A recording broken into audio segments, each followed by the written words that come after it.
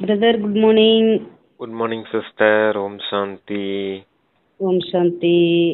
Hmm. Welcome to Satyugam and Baba's Murli. Super, sister. Okay. I am also welcome with you. Okay, brother. Yoga பண்ணீங்களா இன்னைக்கு? சூப்பரா இருந்துச்சு sister yoga. யோகான்ற டாபிக்ல தனியா ஒரு வீடியோ போடலாம் இன்னைக்கு அப்படின்னு ட்ரை பண்ணிட்டு இருக்கேன். சரி, ஓகே. சரிங்க சிஸ்டர், இன்னைக்கு சூப்பர் முரளி சொல்லியிருந்தாரு அப்பா. வரதானத்துல பவர்ஃபுல் பிரேக் எப்படி போடுறது அப்படின்னு சொல்லியிருந்தாரு. சரி, அது வரதானத்துல பாக்கலாம். அப்புறம் புத்திசாலிங்க யாரு, புத்தியற்றவர்கள் யாரு பாபாவின் பார்வையில, அத கேள்வி பதில கேட்டிருந்தாரு. எல்லாமே சூப்பரா இருந்துச்சு சிஸ்டர். சரி, பாத்துக்கலாம் இன்னைக்கு. பார்க்கலாம் பிரதர். அதே கூட அப்பாவோட மகா வாக்கியங்களை கேட்கலாம். 7/12/2024 காலை முரளி பாப்தாதா மதுபன். ஓம் சாந்தி. இனிமையான குழந்தைகளே, அனைத்தும் கர்மத்தின் மீதுதான் ஆதாரப்பட்டிருக்கிறது. தண்டனை அனுபவிக்கும்படியாக மாயைக்கு வசப்பட்டு தலை கீழான கர்மம் எதுவும் செய்துவிடாதபடி எப்போதும் கவனம் இருக்க வேண்டும் அப்படின்னு ஒரு தலைப்பு அப்பா கொடுத்திருக்காங்க பிரதர். கர்மத்துல வந்து கவனம் வச்சிருக்கணும் அப்படின்னு. எல்லாமே கர்மத்தின் ஆதாரத்துலதான் நடக்குது டிராமா படி. அப்ப டிராமால தவறான கர்மங்கள் செய்யக்கூடாது அப்படிங்கறத சொல்றாரு. அதாவது மாயைக்கு வசமாயி எந்த ஒரு தவறான கர்மமும் செய்யாதீங்க. தவறான கர்மம் செய்தீங்கன்னா அதுக்கேற்ற தண்டனை அனுபவிக்க வேண்டியது இருக்கும். அதனால கவனம் கொடுங்க கர்மத்துக்கு அப்படிங்கிறாரு. போதுமா நம்ம என்ன சொல்லுவோம், எண்ணம் சொல் செயலால யாருக்கும் துக்கம் கொடுக்காதீங்கன்னு சொல்லுவோம். இங்க அப்பா கர்மம் செயலுக்கு ரொம்ப முக்கியத்துவம் இருக்குது அப்படிங்கறத சொல்றாரு. அதனால செயலுக்கு கவனம் கொடுங்க. எந்த ஒரு கர்மேந்திரியங்கள் மூலமும் தவறு செய்தரக்கூடாது. அதான் சுயராஜ்ய அதிகாரின்னு இன்னைக்கு ஒரு வீடியோ போட்டோம். அதை அப்லோட் பண்ணுவோம் இன்னைக்கு. சரிங்க சிஸ்டர். Okay brother. அப்பா கேள்வி கேக்குறீங்க, பாபாவின் பார்வையில் அனைவரையும் விட புத்திசாலி யார்? பதில், யாரிடத்தில் தூய்மையின் தாரணை இருக்கிறதோ அவர்கள்தான் புத்திசாலி. மற்றும் யார் தூய்மையற்றவர்களாக இருக்கிறார்களோ அவர்கள் புத்தி இல்லாதவர்களாக, லட்சுமி நாராயணன் புத்தி இல்லாதவர்கள் ஆவர். லட்சுமி நாராயணனைத்தான் அனைவரிலும் புத்திசாலி என்று சொல்ல முடியும். குழந்தைகளாகிய நீங்கள் இப்போது புத்திசாலிகளாக ஆகி கொண்டிருக்கிறீர்கள். தூய்மைதான் அனைத்திலும் முக்கியமாகும். ஆகையால் பாபா எச்சரிக்கிறார், குழந்தைகளே, இந்த கண்கள் ஏமாற்றி விடக்கூடாது. இவற்றில் இருந்து பாதுகாப்பாக தன் வசத்தில் வைத்து இருக்க வேண்டும். பழைய உலகத்தை பார்த்து கொண்டிருந்தாலும் கூட பார்க்காமல் இருங்கள். புதிய உலகம் சொர்க்கத்தை நினைவு செய்யுங்கள் அப்படின்னு சொல்லியிருக்காங்க. ஆமா, தூய்மையானவர்கள் தான் புத்திசாலிங்க, தூய்மையற்றவர்கள் புத்தியற்றவர்கள். லட்சுமி நாராயணன் தான் தூய்மையானவர்கள் அப்படின்னு சொல்றாரு. ஆனா நீங்க அவங்களதான் புத்திசாலின்னு சொல்ல முடியும். ஆனா குழந்தைங்களோட நீங்க இப்ப புத்திசாலிகளா ஆயிட்டு இருக்கீங்க அப்படிங்கிறாரு. ஏன்னா இப்ப தூய்மையா ஆயிட்டு இருக்கோம் இல்லையா, அதனால இப்பதான் புத்திசாலியா ஆயிட்டு இருக்கீங்க அப்படிங்கிறாரு. தூய்மைதான் எல்லா விஷயங்களோட முக்கியமான விஷயமா இருக்குது அப்படிங்கிறாரு. அத அடுத்து என்ன சிஸ்டர் சொன்னாரு? இந்த ஒரு பாயிண்ட் விட்டுட்டானே, கண்கள் வந்து ஏமாற்றிடக்கூடாது அப்படின்னா, கண்கள் என்ன நேத்து கூட பார்த்தோம் ஸ்ரீமத்து, தேகத்தை பார்க்கக்கூடிய பார்வை இருக்கக்கூடாது, ஆத்மாவை பார்க்கக்கூடிய பார்வை இருக்கணும். எது அழியாதுதான் அதை பார்க்கக்கூடிய பார்வை இருக்கணும். தேகத்தை பார்த்தோம்னா விகாரங்களுக்கு வசமாகும், கிரிமினல் பார்வை பார்ப்போம், காம விகாரத்தை தூண்டும், ஏதாவது குற்ற பார்வை உடையவரா ஆக்கிரும். அதனாலதான் கண்களுக்கு ரொம்ப கவனம் கொடுக்கணும். இருக்கிறதுலே பெரிய திருட்டு குதிரை அதுதான். அந்த குதிரையை தான் முதல்ல பிடிச்சு நிப்பாட்டணும். கண்கள் தான் மிகப்பெரிய திருட்டு குதிரை. அதுதான் பிடிச்சு நிப்பாட்டி அதை கண்ட்ரோல் பண்ணணும். தேகத்தை பார்க்க கூடாது, ஆன்மாவை பார்க்கக்கூடிய பார்வை இருக்கணும் அப்படிங்கிறதுக்காக சொல்றாரு அத. ஆமா, இந்த உலகமும் அழியக்கூடிய விஷயம். அப்ப இந்த விநாசமாக போகுது. அப்ப இந்த கண்கள் மூலமா எதெல்லாம் பாக்குறீங்களோ அதெல்லாம் மறந்துடுங்க, பார்த்தும் பார்க்காம இருங்க அப்படிங்கிறாரு. இந்த பழைய உலகத்தை மறந்துடுங்க, புது உலகத்தை நினைவு செய்யுங்க. இந்த உலகமே தான் பழைய உலகம் தான் புது உலகமா மாற்றமாக போகுது. அப்ப புது உலகத்தை நினைவு செய்யுங்கன்ற. சாந்தி. இந்த பழைய உலகத்தில் நாம் இன்னும் கொஞ்ச நாள் வழி போக்கர்களாக பிரயாணியாக இருக்கின்றோம். ம். அதை இனிமையான செல்ல குழந்தைகள் புரிந்துள்ளீர்கள். உலகத்தில் உள்ள மனிதர்கள் இன்னும் 40,000 ஆண்டுகள் இங்கே இருக்க வேண்டும் என்று புரிந்து கொண்டிருக்கிறார்கள். குழந்தைகளாகிய உங்களுக்கு நிச்சயம் இருக்கிறது அல்லவா? இந்த விஷயங்களை மறக்கக்கூடாது. இங்கே அமர்ந்திருந்தாலும் குழந்தைகளாக உங்களுக்கு அதிக மகிழ்ச்சி இருக்க வேண்டும். இந்த கண்களின் மூலம் எதையெல்லாம் பார்க்கிறீர்களோ அவையெல்லாம் அழிய போகிறது. ஆத்மா அழிவற்றது ஆகும். ம். ஆத்மாக்களாகிய நாம் 84 பிறவிகள் எடுத்திருக்கிறோம். இப்போது பாபா வீட்டிற்கு அழைத்து செல்ல வந்திருக்கிறார். ம். சரி, டேட்டா ஆஃப் பண்ணிக்கோங்க சிஸ்டர். ஆஃப் பண்ணிருக்கே. அப்படியா? ஆஃப் பண்ணி. சரி, ஓகே. என்ன சொன்னாரு? 84 பிறவிகளின் சக்கரத்தை நீங்க சுத்தி வந்திருக்கீங்க அப்படின்னு சொன்னாரா? வீட்டிற்கு எடுத்திருக்கிறோம். இப்போது வீட்டிற்கு பாபா வந்திருக்கிறார். கண்களால் பார்க்கறதெல்லாம் அதேதான் சொல்லியிருக்காங்க. கண்களின் மூலமாக எல்லாம் மறந்துடுங்க. ஆமா. இங்கே அமர்ந்திருந்தாலும் அதான் 84 பிறவிகளின் சக்கரத்தை சுத்தி வந்திருக்கீங்க. நீங்க இங்க வழிபோக்கர்களா வந்தீங்க அப்படிங்கறத சொல்றாரு. வழிபோக்கர்னா என்ன? வந்த காரியம், அதாவது ஒரு வெளியில வந்து காரியத்துக்காக வர்றதுதான் வழிபோக்கர். ஆமா, நீங்க ஆபீஸுக்கு போறது, வீட்ல இருந்து கிளம்பி ஆபீஸுக்கு வந்தீங்க, இப்ப ஆபீஸ்ல இருந்து மறுபடியும் வீட்டுக்கு போகணும். அப்ப நீங்க வழிபோக்கர்கள் தான் அப்படிங்கறத சொல்றாரு. இந்த உலகத்துல வந்து நீங்க ஆத்ம உலகத்துல இருந்து சாகார உலகத்துக்கு வந்து பார்ட் நடிக்க வந்தீங்க. பார்ட் முடிஞ்சிருச்சு, இப்ப மறுபடியும் வீட்டுக்கு கிளம்பி போக வேண்டியதான் அப்படிங்கறத சொல்றாரு. அதான் வழிபோக்கர்கள்னு சொல்றாரு. என்ன சிஸ்டர், அதான் 84 பிறவிகளின் சக்கரத்தை முடிச்சிட்டீங்க நீங்க. சக்கரத்தை முடிச்சுட்டு இப்ப மறுபடியும் வீட்டுக்கு போகணும் அப்படிங்கறதுக்காக சொல்றேன். சரிங்க சிஸ்டர், ஓகே வாசிங்க. பழைய உலகம் முடியும் போது புதிய உலகத்தை உருவாக்குவதற்கு பாபா வருகிறார். பழைய உலகத்திலிருந்து பழைய உலகத்தில் இருந்து எப்படி புதியதாக ஆகின்றது என்பது உங்களுடைய புத்தியில் இருக்கிறது. நாம் அநேக முறை சக்கரத்தை சுற்றி இருக்கிறோம். இப்போது சக்கரம் முடிகிறது. புதிய உலகத்தில் நாம் குறைவான தேவதைகளே இருப்போம். மனிதர்கள் இருக்க மாட்டார்கள். மற்றபடி அனைத்தும் கர்மத்தில் நாம் செயல்பாடுகளில் ஆதாரப்பட்டிருக்கிறது. நம் செயல்களில் ஆதாரப்பட்டிருக்கிறது. மனிதர்கள் தலைகீழான கர்மங்கள் செய்கிறார்கள் என்றால் கண்டிப்பாக அதன் கணக்கு இருக்கிறது. ஆகையால் இந்த பிறவியில் அப்படிப்பட்ட பாவ கர்மம் எதுவும் செய்யவில்லைதானே என்று பாபா கேட்கின்றார். இது தூய்மையற்ற மோசமான ராவண ராஜ்யமாகும். இது இருண்ட உலகமாகும். இப்போது பாபா குழந்தைகளாகிய உங்களுக்கு ஆஸ்தியை கொடுத்து கொண்டிருக்கிறார். நீங்கள் இப்போது பக்தி செய்வது இல்லை. பக்தி எனும் இருளில் ஏமாற்றம் அடைந்து வந்துள்ளீர்கள். இப்போது பாபாவுடைய கை இருக்கிறது. பாபாவின் துணை இல்லாமல் நீங்கள் விஷ வைத்திரணிய நதியில்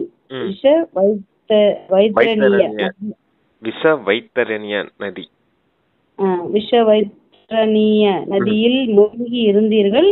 அரை கல்பம் பக்தியே ஆகும். ஞானம் கிடைப்பதின் மூலம் நீங்கள் சத்தியுக புதிய உலகத்திற்கு செல்கின்றீர்கள். இப்போது புருஷோத்தம பங்கம யுகம் ஆகும்.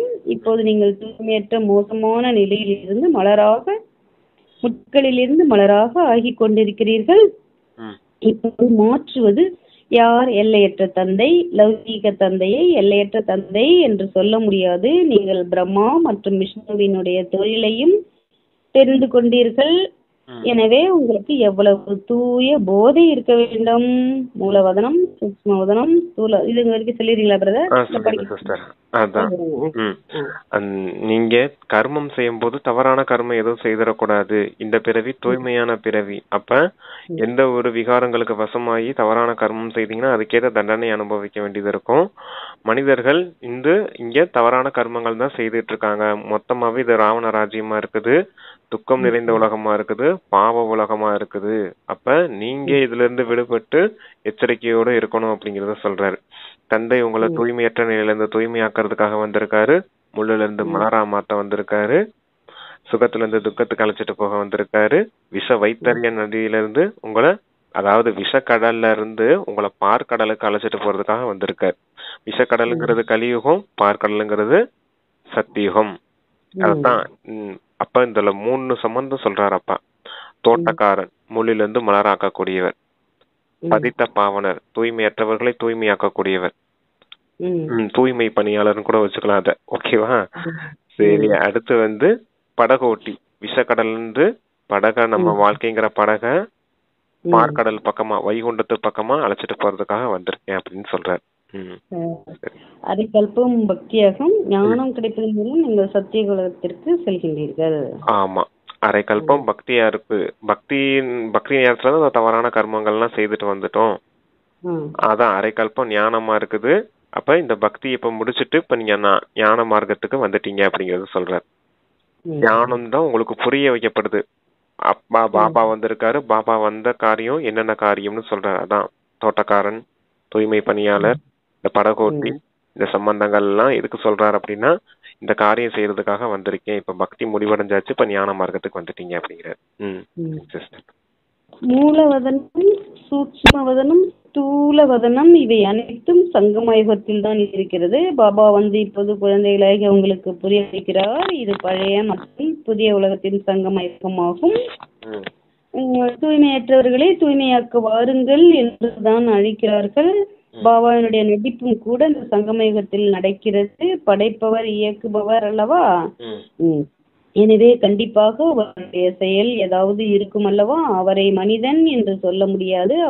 அவருக்கு தன்னுடைய சரீரமே இல்லை என்பதை அனைவரும் தெரிந்துள்ளார்கள். மற்ற அனைவரையும் மனிதன் அல்லது தேவதை என்று சொல்லலாம். சிவபாபாவை தேவதை என்றோ மனிதன் என்றோ சொல்ல முடியாது. தற்காலிகமாக இந்த சரீரத்தை கடனாக பெற்றிருக்கிறார். கர்ப்பத்தில் இருந்து பிறந்தாரா என்ன?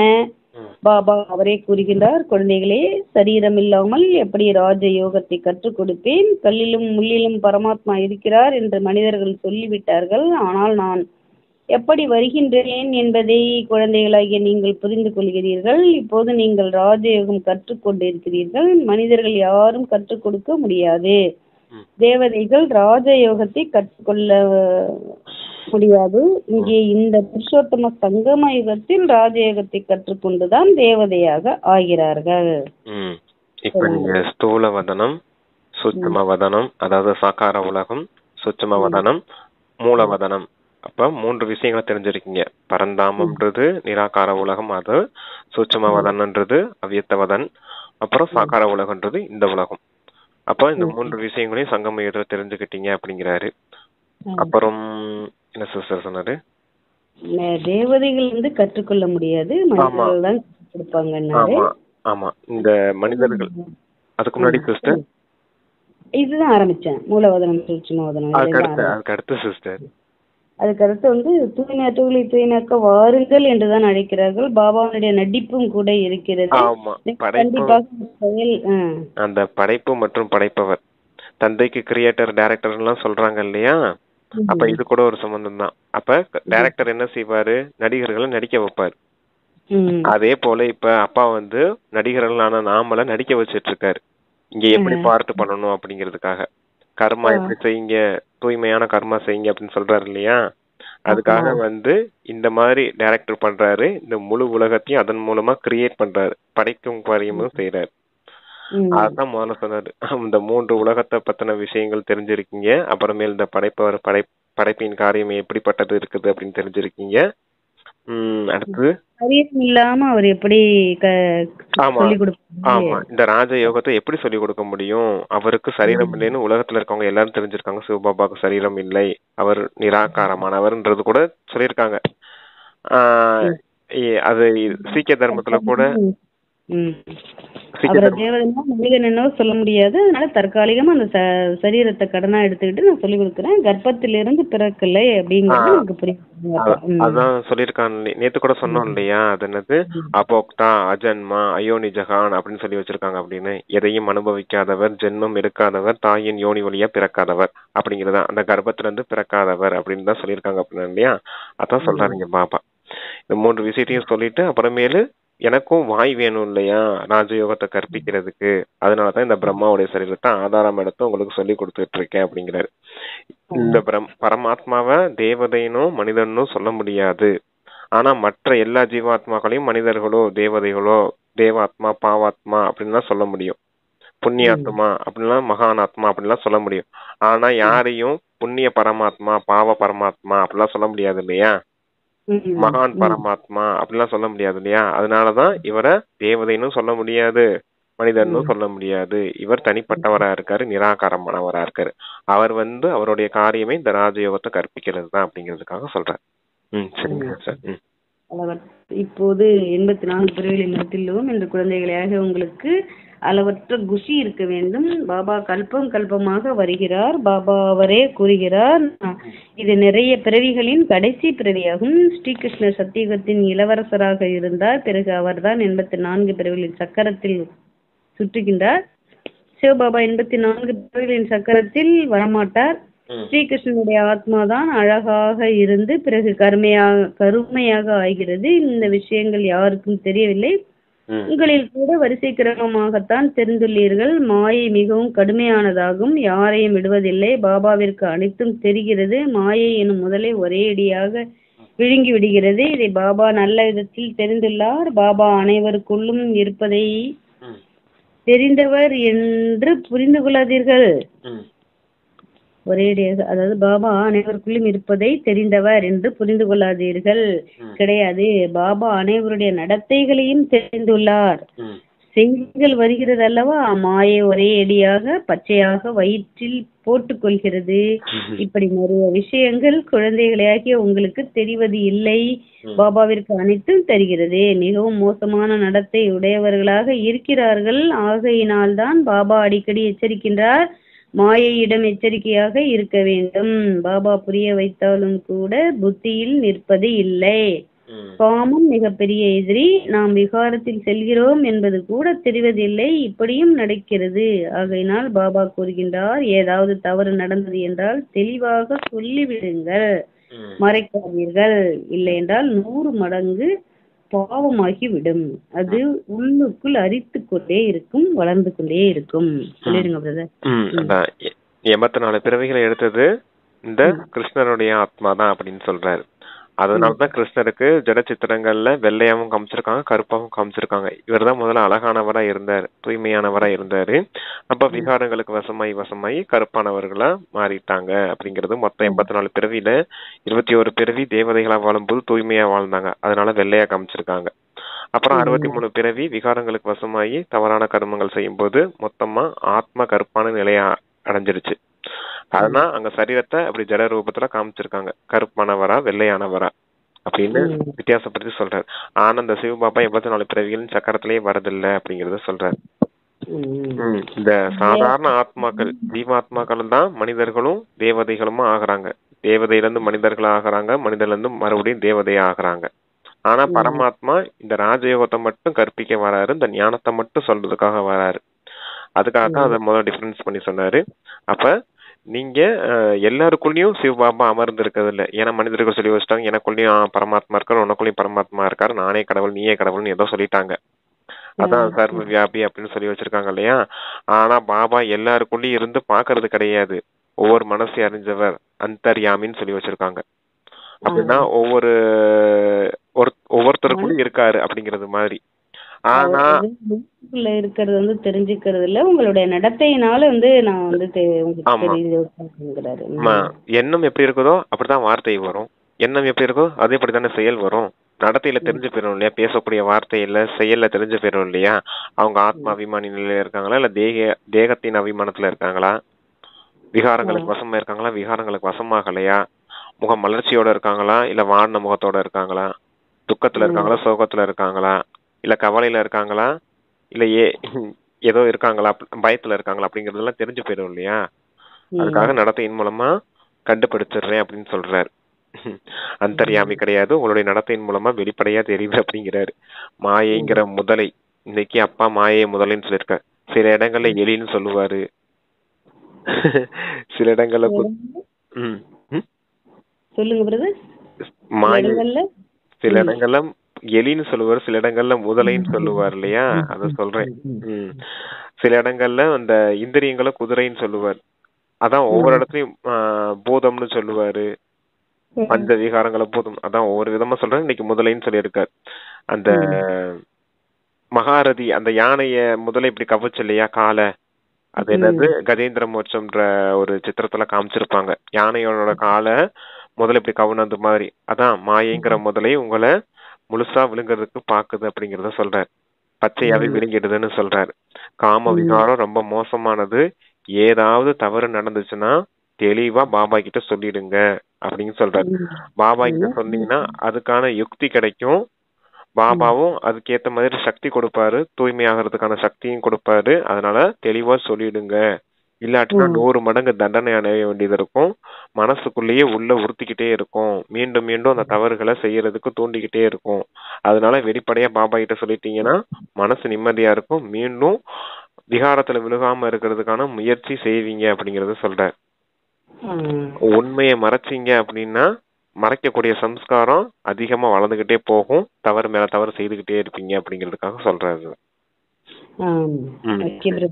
ஒரே அடியாக விழுந்து விடுவீர்கள். குழந்தைகள் தந்தையிடத்தில் முற்றிலும் உண்மையானவர்களாக இருக்க வேண்டும். இல்லை என்றால் மிக அதிக நஷ்டமாகிவிடும். இது ராவணனுடைய உலகம் ஆகும். ராவணனுடைய உலகத்தை நாம் ஏன் நினைவு செய்ய வேண்டும்? நாம் புதிய உலகத்திற்கு செல்ல வேண்டும். தந்தை புதிய வீடு கட்டுகிறார் என்றால் குழந்தைகள் நமக்காக புதிய வீடு உருவாக்கி கொண்டிருக்கிறது என்று புரிந்து கொள்வார்கள். குஷி இருக்கிறது. இது எல்லையற்ற விஷயமாகும். நமக்காக புதிய உலகம் சொர்க்கம் உருவாகி கொண்டிருக்கிறது. இப்போது நாம் புதிய உலகத்திற்கு செல்ல போகிறோம். பிறகு எந்த அளவிற்கு பாபாவை நினைவு செய்கிறோமோ அந்த அளவிற்கு அழகானவர்களாக மலர்களாக ஆவோம். நாம் விகாரத்திற்கு வசப்பட்டு முட்களாக ஆகிவிட்டோம். யார் வரவில்லையோ அவர்கள் மாயைக்கு வசமாகி விடுகிறார்கள். பாபாவிடம் இல்லை என்பதை குழந்தைகளாகிய நீங்கள் தெரிந்துள்ளீர்கள். துரோகிகளாகி விட்டார்கள். பழைய எதிரியிடம் சென்று விட்டார்கள். இப்படி நிறைய பேரை மாயை விழுங்கி விட்டது. எவ்வளவு பேர் மடிந்து விட்டார்கள். நிறைய நல்லவர்கள் நாங்கள் இதை செய்வோம் அதை செய்வோம் என்று சொல்லிவிட்டு சென்று விடுகின்றார்கள். நாங்கள் யஜ்ஞத்திற்காக உயிரையும் கொடுக்க தயாராக இருக்கிறோம் என்று சொன்னவர்கள் இன்று இல்லை. எங்களுடைய சண்டையே மாயையுடன் ஆகும். மாயையோடு சண்டை எப்படி நடக்கிறது என்பதை உலகத்தில் யாரும் தெரிந்திருக்கவில்லை. ஆமா, இப்ப இன்ஜினியர் வந்திருக்காரு. உங்களை பழைய உலகத்துல இருந்து இந்த பழைய உலகத்தை இடிச்சிட்டு புது உலகம் கட்டித்தரேன் அப்படிங்கறத சொல்றாரு. சின்ன பழைய வீடை இடிச்சிட்டு புது வீடு கட்டிக்கிறேன் அப்படின்னு சொன்னார் இல்லையா, அதுக்காக சொல்றேன். அப்ப இன்ஜினியர் தானே கட்டி கொடுக்க முடியும் புது வீடு. அதான் இன்ஜினியர் வந்து கட்டி கொடுத்துட்டு இருக்காரு. பழைய வீட்டுல இருந்து புது வீட்டுக்கு அழைச்சிட்டு போற அப்படின்னா பழைய உலகத்துல இருந்து புது உலகத்துக்கு அழைச்சிட்டு போறாரு. இந்த பழைய உலகம் இப்ப விநாசமாக போகுது. அப்பா அழிக்கிறது இல்ல இந்த பழைய உலகத்தை, இயற்கையே மொத்தமா சேர்ந்து இந்த மனிதர்களையும் மொத்தமா அணுகுண்டு அதெல்லாம் போட்டு அழைச்சிடுவாங்க. அப்ப புது உலகத்தை மட்டும் உருவாக்கி தரேன் அப்படிங்கறத சொல்றாரு. அடுத்து இந்த விகாரங்களை பத்தி சொல்றாரு. நல்ல புருஷார்த்தம் செய்து யக்கியத்துக்காக நாங்க உயிரே கொடுப்போம்னு சொன்னவங்க எல்லாருமே இப்ப இல்ல, எல்லாரும் துரோகிகளா மாறிட்டாங்க அப்படிங்கறத சொல்றாரு. மாயை ரொம்ப மோசமானது, சர்வசக்திவான இருந்து எல்லாரும் எதிர்க்கும். அப்ப இந்த விகாரங்கள்ல இருந்து எச்சரிக்கையோடு இருக்கணும் அப்படிங்கறத சொல்றாரு. 5மே விகாரம், மோசமான விகாரம். 5ல இருந்து தப்பிக்கிறதே பெரிய கஷ்டம் அப்படிங்கிறதுக்காக அப்ப அழுத்தம் திருத்தமா சொல்லிக்கிட்டு இருக்காரு ரொம்ப மோசமானது அப்படின்னு. நம்ம முற்களா இருந்தோம், இப்ப தந்தை மலரா மாத்த வந்திருக்காரு. விகாரங்களுக்கு வசமாகி முற்களா மாறி போயிட்டோம் அப்படிங்கிறாரு. இப்ப மலர்களா மாறணும்னா எதுல, அதாவது அந்த 5 விகாரங்களை விட்டுட்டீங்கன்னா நீங்க மலர்களா மாறிடுவீங்க அப்படிங்கறத சொல்ற. அந்த 5 விகாரங்களை வசமாக்குறதுக்கு நம்மளுடைய சம்ஸ்காரம் தூண்டிக்கிட்டே இருக்கும். அதான் மாயையோட யுத்தம் நடந்துகிட்டே இருக்குது. ஆனா மாயையோட எப்படி யுத்தம் நடந்துச்சு அப்படிங்கறதே யாருக்குமே தெரியாது மனிதர்களுக்கு அப்படிங்கறத சொல்ற. ஆனா அவங்க ராவணனை சிலையா அதனது பொம்மையா வடிவமைச்சு எரிச்சிட்டு இருக்காங்க. ஆனா எதுக்காக எரிக்கிறோம் என்ன ஏதுன்னு அவங்களுக்கு ஒண்ணுமே தெரியாது அப்படிங்கிறார். சரி. சண்டை எப்படி நடக்கிறது என்பதை உலகத்தில் யாரும் தெரிந்திருக்கவில்லை. சாஸ்திரங்களில் தேவதைகளுக்கும் அசுரர்களுக்கும் சண்டை நடந்தது என்று காட்டிவிட்டார்கள். பிறகு கௌரவர்களுக்கும் பாண்டவர்களுக்கும் சண்டை நடந்தது என்று காட்டிவிட்டார்கள். இந்த 2 விஷயங்களும் சாஸ்திரங்களில் எப்படி வந்தது என்று யாரிடமாவது கேளுங்கள். தேவதைகள் அகிம்சையாளர்களாக இருக்கிறார்கள். அவர்கள் சத்தியுகத்தில் தான் இருக்கிறார்கள். பிறகு அவர்கள் கலியுகத்தில் சண்டை போடுவதற்கு கலியுகத்திற்கு வருவார்களா என்ன? கௌரவர்கள் மற்றும் பாண்டவர்களின் அர்த்தத்தையும் புரிந்து கொள்ளவில்லை. சாஸ்திரங்களில் என்ன எழுதி இருக்கிறார்களோ அதையே படித்து விட்டு சொல்லிக் கொண்டு இருக்கிறார்கள். பாபா கீதை முழுவதையும் படித்திருக்கிறார். இந்த ஞானம் பாபா கீதை முழுவதையும் படித்திருக்கிறார். பிரம்ம பாபா சொல்றாரு. ஆமா இந்த ஞானம் கிடைத்த பிறகு கீதையில் இந்த சண்டை போன்றவற்றை ஏன் எழுதினார்கள் என்று சிந்தனை ஓடியது அவருக்கு. கிருஷ்ணர் கீதையின் பகவான் இல்லை, இவருக்குள் பாபா அமர்ந்திருந்தார் எனும் போது இவர் மூலமாக அந்த கீதையும் புத்தியில் இருந்து நீக்கிவிட்டார். இப்போது பாபாவின் மூலம் எவ்வளவு ஒளி கிடைத்திருக்கிறது.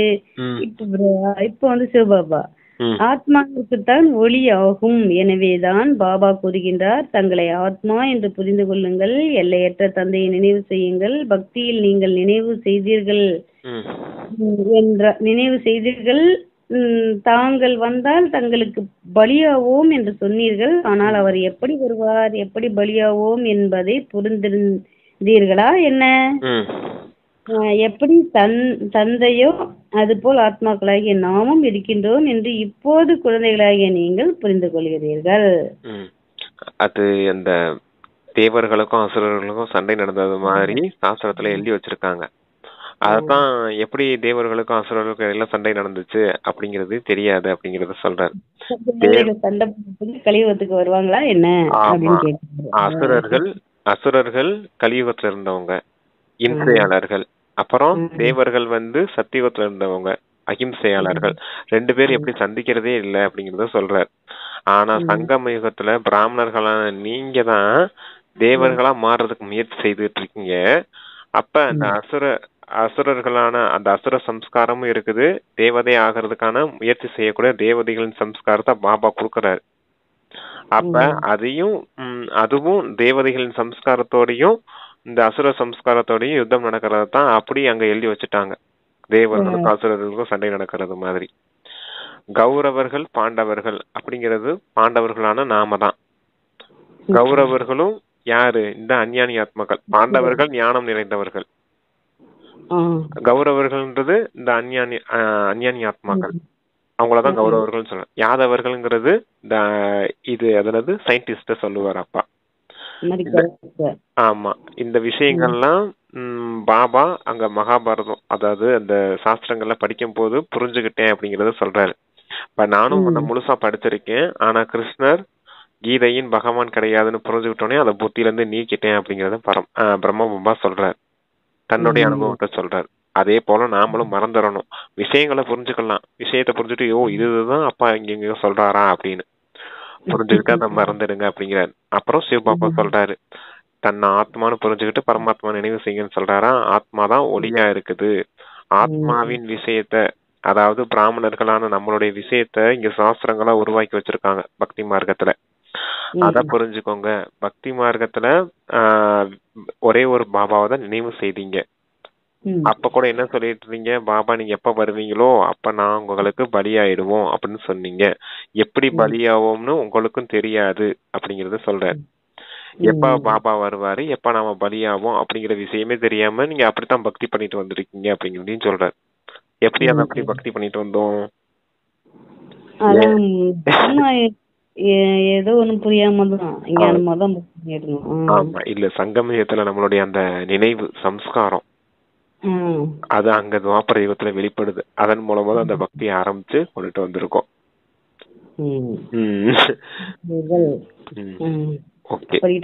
படிங்க சிஸ்டர். எப்படி தந்தையோ அதுபோல் ஆத்மாக்களாகிய நாமும் இருக்கின்றோம் என்று இப்போது குழந்தைகளாகிய நீங்கள் புரிந்து கொள்கிறீர்கள். பாபாவினுடையது அலௌகீக பிறவியாகும். குழந்தைகளாகிய உங்களுக்கு எவ்வளவு நல்ல விதத்தில் புரிய வைக்கிறார். இவர் அதே நம்முடைய தந்தை தான் என்று நீங்கள் தாங்களாகவே கூறுகின்றீர்கள். இவர் கல்பமாக நம்முடைய தந்தையாக இருக்கின்றார். நாம் அனைவரும் பாபா பாபா என்று கூறுகின்றோம். பாபாவும் குழந்தைகளே என்று கூறுகின்றார். அவரே தான் டீச்சர் ரூபத்தில் ராஜயோகம் கற்றுக் கொடுக்கிறார், உங்களை உலகத்திற்கு எஜமானர்களாக்குகின்றார். எனவே அப்படிப்பட்ட தந்தையினுடையவர்களாக ஆகி பிறகு அந்த டீச்சரிடம் இருந்து படிப்பினையும் கற்றுக்கொள்ள வேண்டும். அவரிடமிருந்து பாடத்தை கேட்டு கேட்டு மன மகிழ்ச்சி அடைய வேண்டும். ஒருவேளை மோசமானவர்களாக ஆகிவிட்டீர்கள் என்றால் அந்த குஷி வரவே வராது. பிறகு எவ்வளவுதான் மண்டை உடைத்து கொண்டாலும் அவர் நம் இனத்தின் சகோதரரே இல்லை. இங்கே மனிதர்களுக்கு எவ்வளவு துணை பெயர்கள் இருக்கின்றன, அவை அனைத்தும் எல்லைக்கு உட்பட்ட விஷயங்களாகும். துணை பெயரை பாருங்கள், எவ்வளவு பெரியதாக இருக்கிறது. பெரியதிலும் பெரிய எள்ளு கொள்ளு தாத்தா பிரம்மா, அவரை யாரும் தெரிந்திருக்கவே இல்லை. இல்லை, சிவபாபாவை சர்வவியாபி என்று சொல்லிவிட்டார்கள். பிரம்மாவை பற்றியும் யாருக்கும் தெரியாது. பிரம்மா விஷ்ணு சங்கருடைய சித்திரம் கூட இருக்கிறது. பிறகு பிரம்மாவை சூட்சும வதனத்திற்கு கொண்டு சென்று விட்டார்கள். சரித்திரம் எதையும் தெரிந்திருக்கவில்லை. அதான் உங்களுக்கு பாபா கிட்ட இருந்து எப்படி ஞானம் கிடைக்குது, ஆசிரியர் ரூபத்துல சத்குரு ரூபத்துல வந்து உங்களுக்கு எவ்வளவு விஷயங்கள் சொல்றாரு, இதெல்லாம் கேட்டு உங்களுக்கு மகன மகிழ்ச்சி அடையணும், குஷியில முகமலர்ச்சி அடையணும். ஆனா அதாவது விகாரங்களுக்கு வசமாகி ஏதாவது தவறான கர்மங்கள் செய்துட்டு இருந்தீங்க அப்படின்னா, ஞானத்தை சரியா புரிஞ்சுக்கிடல அப்படின்னா அந்த குஷி முகமலர்ச்சி எதுவும் இருக்காது அப்படிங்கறத சொல்றாரு. அது பிரம்மாவை ஏன் அப்படி எள்ளு தாத்தா கொள்ளு தாத்தான்னு சொல்றாங்கன்னா, பிரம்மாவை சொல்றாங்க இல்லையா the great great grandfather அப்படின்னு. அப்புறம் பாட்டனை சொல்லுவாங்க எள்ளு தாத்தா, அதுக்கு முன்னாடி அவருடைய அப்பாவை கொள்ளு தாத்தான்னு சொல்லுவாங்க. அதான் எள்ளு தாத்தா கொள்ளு தாத்தான்னு சொல்றாங்களே, அதான் பாபா சொல்லுவாரு the great great grandfather இந்த பிரம்மா தான். எவ்வளவு துணை பேர்கள் இந்த மனிதர்கள் வச்சிருக்காங்க, ஆனா இவருக்கு பேர் பாத்தீங்களா எப்படி இருக்குது அப்படின்னு சொல்றாரு. பிரஜாபிதா பிரம்மா, பிரஜைகளுக்கெல்லாம் தந்தையானவர் பிரம்மா அப்படிங்கிற பேரு, இந்த கிரேட் கிரேட் கிராண்ட் ஃபாதர்ங்கிற பேரு. அதுக்காக துணை பேர்களை பற்றி சொல்லிட்டு இருந்தார். நம்ம கூட தெரிந்திருக்கவில்லை, சிவபாபாவை சர்வவியாபி என்று சொல்லிவிட்டார்கள். பிரம்மாவை பற்றியும் தெரியாது. பிரம்மா சங்கருடைய சித்திரம் கூட இருக்கிறது. பிறகு பிரம்மாவை சூட்சுமவதனத்திற்கு கொண்டு சென்று விட்டார்கள். சரித்திரம் எதையும் தெரிந்திருக்கவில்லை அப்படின்னு சொல்லி சூட்சுமவதனத்துல பிரம்மாவை கொண்டுட்டு போயிட்டாங்க. சிவாவை பத்தி யாருக்கும் தெரியாது, அதனால அவங்க சர்வவியாபின்னு சொல்லிட்டாங்க. ஆனா பிரம்மாவை இந்த பிரம்மா சத்திய யுகத்துல இருந்ததுன்னு சொல்லியிருப்பாங்க. பிரம்மா வாழக்கூடிய இடம் வந்து சத்திய உலகம் அப்படின்னு சொல்லியிருப்பாங்க. அதான் பிரம்மா ஒண்ணு சத்திய உலகத்துல இல்ல சூட்சுமவதனத்துல இருக்காரு அப்படிங்கறது மாதிரி சொல்றாரு அப்பா. பிரம்மாவும் சரஸ்வதி எங்க இருந்தாங்க, சத்திய உலகம். அது 3 சாஸ்திரங்களை எப்படி எழுதி வச்சிருப்பாங்கன்னா சிஸ்டர், பிரம்மாவும் சரஸ்வதி வாழ்ந்தது சத்தியோகம் அப்படிங்கறது மாதிரி சொல்லியிருப்பாங்க. விஷ்ணு வாழ்ந்தது வைகுண்டம்னு சொல்லியிருப்பாங்க. இவங்க சங்கரன் பார்வதி அவங்க வாழ்ந்தது கைலாயம்னு சொல்லியிருப்பாங்க. அதான் அந்த 3 விஷயங்கள இந்த பிரம்மா வாழ்ந்தது இந்த சத்தியம்னு சொல்லியிருக்காங்க இல்லையா, அதுவும் இல்ல இந்த சூட்சுமவதனம் அப்படிங்கறத சொல்றாரு. சிவபாபா பத்தி யாருக்கும் தெரியாது, அவர் பரந்தாமத்துல இருக்காரு, ஆத்மலோகத்துல இருக்காரு அப்படின்னு. அதனாலதான் எங்க இருக்காரு அவரை பார்க்க முடியாது அப்படிங்கறதுனாலயே என்ன சொல்லிட்டாங்க, சர்வவியாபி எங்கும் நிறைந்தவன் சொல்லிட்டாங்க. எல்லாமே தப்பா போயிடுச்சு. எல்லா உண்மையான விஷயங்களையும் தந்தை வந்து சொல்றாரு. இங்க இந்த விஷயம் இப்படி இருக்குது அப்படின்னு எல்லாம் நம்ம கோர்ஸ் புக்லயே இருக்கும் சிஸ்டர். சூப்பரா இருக்கும்ல அதெல்லாம் பாக்குறதுக்கு, வித்தியாசமா இருக்கும். நம்ம முந்தில இப்பெல்லாம் தப்பா படிச்சு வந்திருக்கோமே, இதான் அப்ப தப்பா படிச்சதுதான் சரின்னு நம்ம புரிஞ்சிருப்போம். இங்க வந்து பாக்கப்போ அது ஒண்ணுமே புரியாது நமக்கு. இது என்ன எல்லாமே வித்தியாசமா இருக்குது, யார் சொல்றது உண்மையிலே நமக்கு பெரிய குழப்பம் வந்துடும். உண்மையிலே சாஸ்திரங்கள்லாம் படிச்சுட்டு வந்தவங்களுக்கு எல்லாம் இந்த கோர்ஸ் புக்கெல்லாம் பார்க்கும்போது வித்தியாசமா இருக்கும். இவங்க ஏதோ பொய் சொல்றாங்கன்ற மாதிரியே தோணும் நமக்கு, ஒத்துக்கிறதுக்கு மறுக்கும். ஆமா, அதனாலதான் பாபா சொல்லுவாரு யாரு சாஸ்திரங்களே படிக்கிறது இல்லையோ, ஏன்னா அந்த அவங்கதான் பாக்கியசாலிகள்னு சொல்லுவார். ஈஸியா புரிஞ்சுக்கிடுவாங்க அப்படின்னு. ஏன்னா அவங்க புத்தி எழுதாத பேப்பர் போல இருக்கும். அப்ப பாபா வந்து புதுசா எழுதும் போது புதுசான விஷயங்கள் மட்டுமே பதியும். ஆனா சாஸ்திரங்களை படிச்சுட்டு வந்தவங்களுக்கு ஏற்கனவே எழுதி வச்ச பேப்பர், அது எழுதுனது பூரா ரப்பரை வச்சு அழிக்க வேண்டியது இருக்கும். அழிச்சிட்டு அப்புறம் வேலை எரேசரை வச்சு அழிக்க வேண்டியது இருக்கும். அப்புறமே அழிச்சத திருப்பி புதுசா பாபா எழுத வேண்டியது இருக்கும். அப்ப அழிக்கிறதுக்குன்னு ஒரு வேலை இருக்குது பாத்தீங்க இல்லையா, அதுவும் ஒரு வேலை தானே. அது அந்த அகங்காரம் வேற விடாது. முரளி படிக்கணும், பிளைன் ஷீட்டா வர்றவங்க வந்து ஒருத்தர் படிச்சாலே டப்புன்னு புடிச்சுக்கிறாங்க. அப்ப அந்த அகங்காரம் வேற விடாது. நான் படிச்சதுதான் சரின்ற மாதிரி. அதாவது நான் படிச்ச முயலுக்கு தான் 3 கால்னு சொல்லுவாங்க இல்லையா. ஆமா, இப்ப சாஸ்திரத்துல இருக்கதான் சரி, நீங்க சொல்றதான் தப்பா சொல்லிட்டு அவங்க கிட்டே சண்டையை போட்டுக்கிட்டு இருக்கோம். அதான் சொல்றாரு பாபா, எந்த விஷயத்தையும் தப்பா எழுதி வச்சிருக்காங்க மனிதர்கள். விஷயம் எல்லாம் கரெக்டா தான் இருக்குது, அது என்னது வார்த்தைகள் எல்லாம் கரெக்டா தான் இருக்குது, உண்மையான அர்த்தம் யாருக்கும் புரியல, அதனால எழுதி வச்சிருக்காங்க அப்படிங்கிற. அதான் உண்மையான அர்த்தங்களை பாபா வந்து சொல்றேன் அப்படின்ற. சரிங்க சிஸ்டர். பிரம்மா சூட்சும வதனத்தில் எங்கிருந்து வந்தார், அவர் எப்படி தத்தெடுப்பார், இது என்னுடைய ரதம் என்று பாபா புரிய வைத்திருக்கிறார். நிறைய பிறவிகளின் கடைசியில் நான் இவருக்குள் பிரவேசிக்கிறேன். இந்த புருஷோத்தம சங்கமயுகம் கீதையின் யுகமாகும். இதில் தூய்மை மிக முக்கியமானதாகும். தூய்மையற்ற நிலையிலிருந்து எப்படி தூய்மையாவது என்பது யாருக்குமே தெரியவில்லை. சாது சன்னியாசிகள் போன்ற யாரும் தேகம் உட்பட தேகத்தின் அனைத்து சம்பந்தங்களையும் மறந்து தந்தையாக என் ஒருவனை நினைவு செய்தீர்கள் என்றால் மாயையின் பாவ கர்மங்கள் அனைத்தும் பஸ்பமாகிவிடும் என்று ஒருபோதும் சொல்ல மாட்டார்கள்.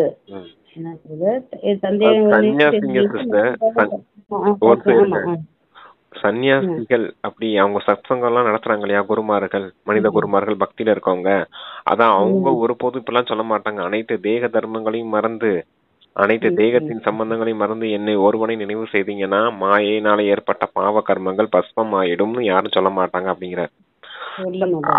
ஏன்னா சாஸ்திரத்துல அப்படித்தானே இருக்குது.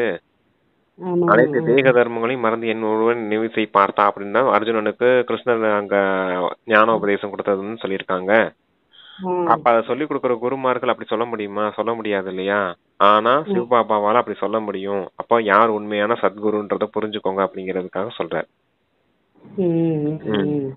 இந்த சாதுக்கள் போன்றவர்களையும் கூட அவர்கள் சொல்ல மாட்டார்கள். அவர்கள் பாபாவையே தெரிந்திருக்கவில்லை. இந்த சாதுக்கள் போன்றவர்களையும் கூட நான் வந்து முன்னேற்றுகின்றேன் என்று கீதையில் பாபா கூறியுள்ளார்.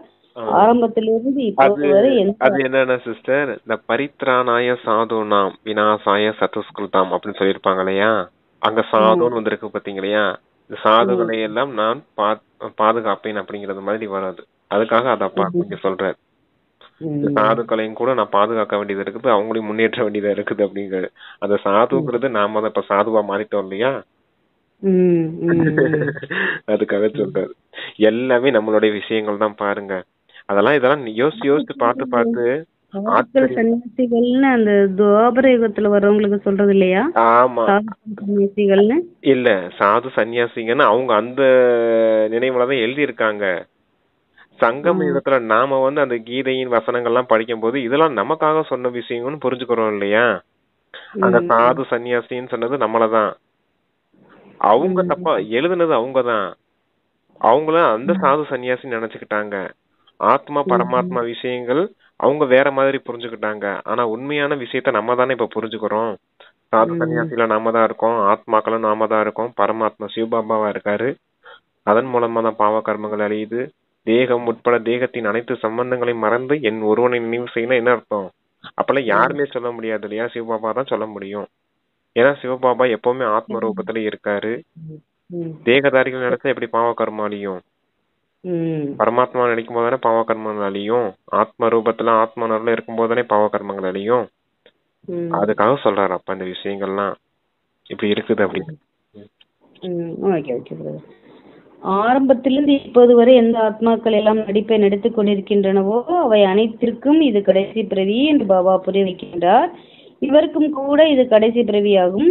இவர்தான் பிரம்மாவாக ஆகின்றார். சிறிய வயதில் கிராமத்து சிறுவனாக இருந்தார். இவர் ஆரம்பம் முதல் கடைசி வரை 84 பிறவிகளை முடித்திருக்கின்றார். இப்போது குழந்தைகளாகி உங்களுடைய புத்தியின் பூட்டு திறந்திருக்கிறது. இப்போது புத்திவான்களாகி உள்ளீர்கள். முன்னால் புத்தி இல்லாதவர்களாக இருந்தீர்கள். இந்த லட்சுமி நாராயணன் புத்திவான்கள் ஆவார்கள். தூய்மையற்றவர்களைத்தான் புத்தி இல்லாதவர்கள் என்று சொல்லப்படுகிறது. முக்கியமானது தூய்மையாகும். மாயை எங்களை விழ வைத்து விட்டது என்று கடிதம் கூட எழுதுகிறார்கள். கண்கள் குற்றம் உள்ளதாக ஆகிவிட்டது. குழந்தைகளே, ஒருபோதும் மாயையிடம் தோல்வி அடையக்கூடாது என்று பாபா அடிக்கடி எச்சரித்துக் கொண்டே இருக்கிறார். இப்போது வீட்டிற்கு செல்ல வேண்டும். தங்களை ஆத்மா என்று புரிந்து பாபாவை நினைவு செய்யுங்கள். இந்த பழைய உலகம் முடிந்தே விட்டது. நாம் தூய்மையாக ஆகின்றோம் என்றால் நமக்கு தூய்மையான உலகமும் வேண்டும் அல்லவா? குழந்தைகளாகிய நீங்கள் தான் தூய்மையற்ற நிலையிலிருந்து தூய்மையாக வேண்டும். பாபா யோகா நினைவு யாத்திரையில் இருக்க வேண்டியது இல்லை. பாபா தூய்மையற்றவராக ஆவதில்லை. ஆகவே யோகா செய்ய வேண்டியதில்லை. நான் உங்களது சேவையில் ஆஜராகியுள்ளேன் என்று பாபா கூறுகிறார். வந்து தூய்மையற்ற எங்களை தூய்மையாக்குங்கள் என்று நீங்கள் தான் வேண்டுகோள் வைத்தீர்கள்.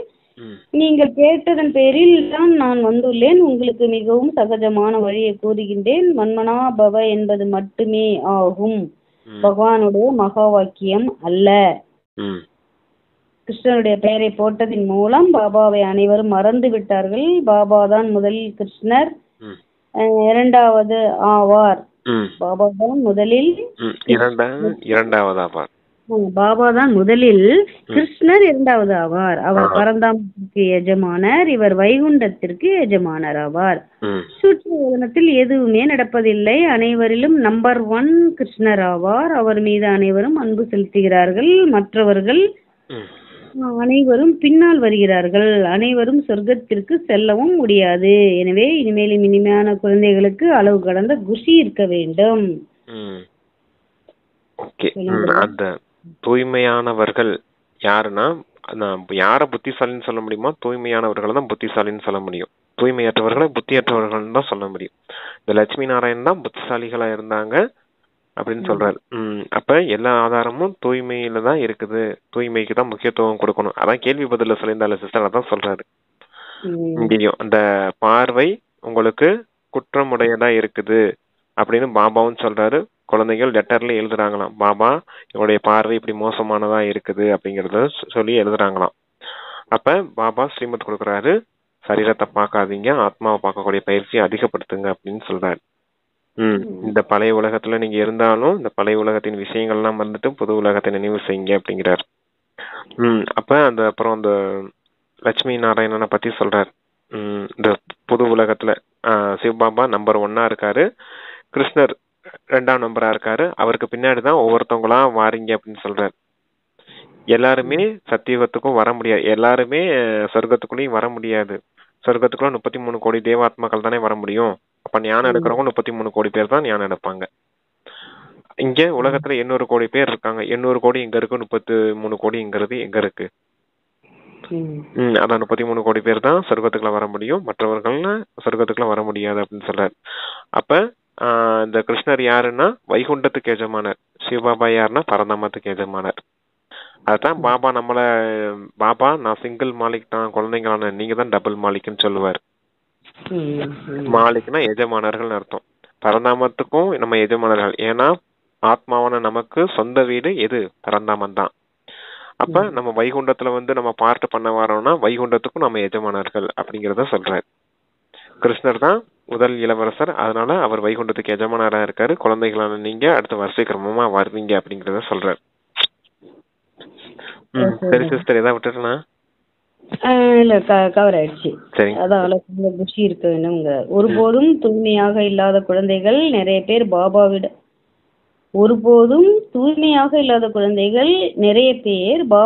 வருகிறார்கள். இருக்க வேண்டும். ஒருபோதும் தூய்மையாக இல்லாத குழந்தைகள் நிறைய பேர் பாபாவிடம் வருகிறார்கள், விகாரத்தில் செல்கிறார்கள். பிறகு ஏன் பாபாவிடம் வருகிறீர்கள் என்று பாபா புரிய வைக்கின்றார். என்ன செய்தேன், இருக்க முடியவில்லை என்று கூறுகிறார்கள்.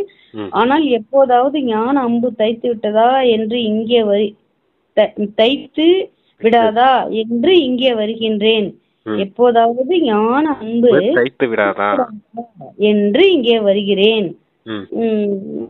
பாபா சொல்றதா, தாங்கள் அன்றி எங்களை சத்புத்தி அடைய வைக்க யார் இருக்கிறார்கள்? ஆகையினால் அமர்ந்து விடுகிறேன். மாயை எவ்வளவு பலம் வாய்ந்ததாக இருக்கிறது. பாபா நம்ம தூய்மையற்ற நிலையிலிருந்து தூய்மையான மலர்களாக மாற்றுகின்றார் என்ற நிச்சயமும் இருக்கிறது. ஆனால் என்ன செய்வது? இருந்தாலும் உண்மையை சொல்வதன் மூலம் எப்போதாவது மாறிவிடுவேன். தங்களின் மூலம்தான் நான் மாறுவேன் என்ற நிச்சயம் எனக்கு இருக்கிறது. முதல்ல சொன்னார் இல்லையா சிஸ்டர், அந்த காம விகாரத்துல விழுந்தீங்கன்னா பொய் சொல்லாதீங்க, உண்மையா சொல்லுங்க. அப்பதான் தவறான இல்ல காம விகாரத்துல விழுந்துட்டீங்க அப்படின்னா விழுந்துட்டீங்கன்னா நேரடியா தந்தை கிட்ட சொல்லுங்க, உண்மையை சொல்லுங்க. மறைமுகமா வச்சுட்டு மறைச்சிருக்காதீங்க. அப்ப விகாரங்கள் இன்னும் ஜாஸ்தி ஆகும், உங்களால நல்ல நிலைமை அடைய முடியாது அப்படின்னு சொன்னார் இல்லையா. அது போல குழந்தைங்க சொல்றாங்களாம், நான் பாபா இப்படி தவறு செஞ்சுட்டேன், இப்படி ஆயிடுச்சுன்னு பாபா கிட்ட உண்மையை சொல்றீங்க இல்லையா. சொல்லும் போது பாபா சொல்றாரு, அப்புறம் எதுக்கு பாபா கிட்ட வந்தீங்க அப்படின்னு பாபா திட்டவும் செய்வாரு. ஆமா, இருக்க முடியலன்னு சொல்றாங்க. அப்ப உங்களை விட்டா எங்களுக்கு சத்கதி கொடுக்க யார் இருக்கா? இன்னைக்கு அம்பு தைக்கலாட்டினாலும் என்னைக்கா ஒரு நாள் ஞானத்தின் அம்பு தைக்கும் இல்லையா எனக்கு. ஆமா. பயங்கர ஆமா. ம். அதனாலதான் இங்க வந்து அமர்ந்துடுறேன் அப்படின்னு சொல்றாங்க. ஆனா ம். குழந்தைங்க பொய் சொல்லாம உண்மையை சொல்றாங்க இல்லையா? ம். அத பாபா மதிக்கிறேன் அப்படின்றத சொல்றாரு. இன்னைக்கு ம். இல்லாட்டினாலும் இன்னைக்கு ஒரு நாள் சரியாயிடுவாங்க அப்படிங்கறது அவங்க மேல நம்பிக்கை வைக்கிறாரு பாபா. பாபா ம். மீது தீராத அன்பு இருக்குது. நம்ம முயற்சி செஞ்சு நல்ல நிலைமை அடையணும் அப்படின்னு. ஆனா உள்ள பலகீனமான மனம் புத்தி இருக்குது. இல்ல சுத்தி இருக்க கணவன்மார்கள் அவங்களின் தொந்தரவுகள்லாம் இருக்கும் இல்லையா? ம். அதனால சொல்றாரு பாபா. இந்த மாதிரி உண்மை விஷயங்கள். சொல்வதன் மூலம் எப்போதாவது மாறிவிடுவேன். அது குழந்தை தங்களை கொடுக்க ஒரு உறுதி. மாற்றினால் நான் மாறுவேன் என்ற நிச்சயம் எனக்கு இருக்கிறது அப்படின்னு குழந்தைங்கள சொல்றாங்க. ம். யாரோ ஒருத்தவங்க வந்து அப்படி சொல்லிருக்காங்க போல. அதான் பாபா ம். சொல்றாரு அப்படி. பாபாவிற்கு அப்படிப்பட்ட குழந்தைகள் மீது இரக்கம் உண்டாகிறது. இருந்தாலும் ம். அப்படி நடக்கும் எதுவும் புதிதல்ல. பாபா தினம் தினம் ஸ்ரீமத் கொடுக்கின்றார். சில நடைமுறைப்படுத்துகின்றனர். இதில் பாபா என்ன செய்ய முடியும்? ஒரு கால் விரலுடைய நடிப்பே இப்படி இருக்கிறதோ என்று பாபா கூறுகின்றார். என்னது? அனைவருமே சிஸ்டர் நல்லா வாசிங்க அத. அதாவது குழந்தை இப்படி பாபாவிற்கு அப்படிப்பட்ட குழந்தைகள் மீது இரக்கம் உண்டாகிறது. இருந்தாலும் அப்படி நடக்கும் எதுவும் புதிதல்ல. பாபா தினம் தினம் ஸ்ரீமத் கொடுக்கின்றார். சிலர் நடைமுறைப்படுத்துகின்றனர். இதில் பாபா என்ன செய்ய முடியும்? ஒரு கால் இவர்களுடைய நடிப்பே இப்படி இருக்கிறதோ என்று பாபா கூறுகின்றார். பிரம்ம பாபா இல்ல அதான் நத்திங் நியூன்னு சொல்லுவார் இல்லையா? டிராமால எதுவுமே புதுசு இல்ல. சரியா? ஒரு சமயம் இல்ல ஒரு நேரத்துக்கு இவங்க டிராமால இவங்க பார்ட்டே இப்படித்தான் இருக்குது போல அப்படின்னு பிரம்மாவா புரிஞ்சுக்கிறேன் அப்படின்னு சொல்றாரு. உங்களை பார்த்து இறக்கமும் வருது. இப்படி இந்த விகாரங்களுக்கு வசமாகிறாங்களே, இவங்க உயர்ந்த பதவி அடையிறதுக்கு உயர்ந்த நிலை அடையிறதுக்கான முயற்சி செய்ய வேண்டிய காலகட்டத்துல இப்படி இருக்காங்களே அப்படின்னு இறக்கமும் வருது. இருந்தாலும் டிராமால இவங்க பார்ட்டே இப்படித்தான் பிக்ஸ் ஆயிருக்குது போலன்றது அவரும் புரிஞ்சுக்கிறேன் அப்படின்னு சொல்றாரு. தினந்தோறும் அப்பா ஸ்ரீமத் கொடுக்குறாரு. நடைமுறைப்படுத்துறவங்க நல்ல நிலை அடைகிறாங்க.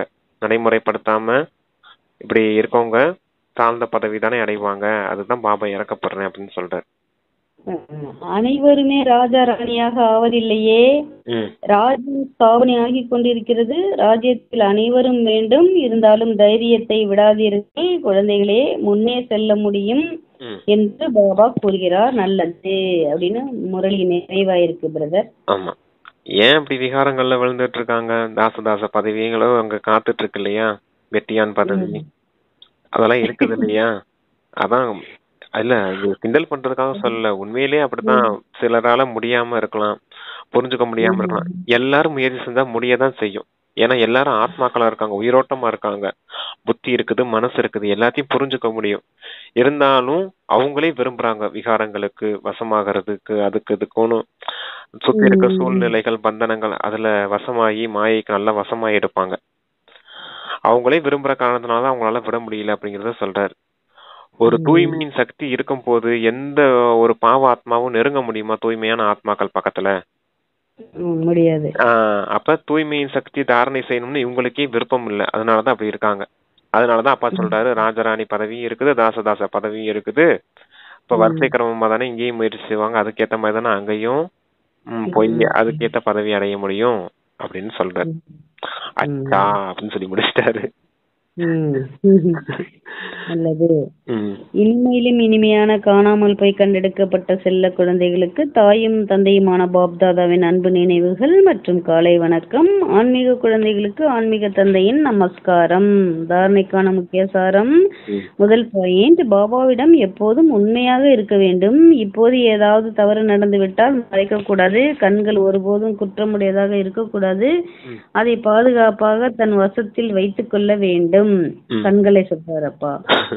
கண்களையும் சொல்றாரு. அப்புறம் உண்மையை மறைக்க கூடாதுன்னு சொல்றாரு இல்லையா? ரொம்ப முக்கியமான விஷயம் சிஸ்டர் அதெல்லாம். இவ்வளவு வெளிப்படையா நான் இந்த மொழின்னு சொல்லி பார்த்ததில்ல. குழந்தைங்களே வந்து எவ்வளவு டீடைல்டா சொல்றாங்க பாருங்க. இப்படி இருந்துச்சு பாபா, இப்படி ஆயிட்டோம், இருந்தாலும் நான் உங்களை விட்டுட்டு போக மாட்டேன், நீங்க உங்க மூலமா தான் நான் சத்கதி அடையணும், இன்னைக்கு இல்லைனாலும் என்னைக்கு ஒரு நாள் நான் மாறிடுவேன் இப்படி வந்து சொல்ற குழந்தைகிட்ட பாப்பா என்ன சொல்ல முடியும்? வராதேன்னு சொல்ல முடியுமா? இல்ல வராதேன்னு சொல்ல முடியுமா?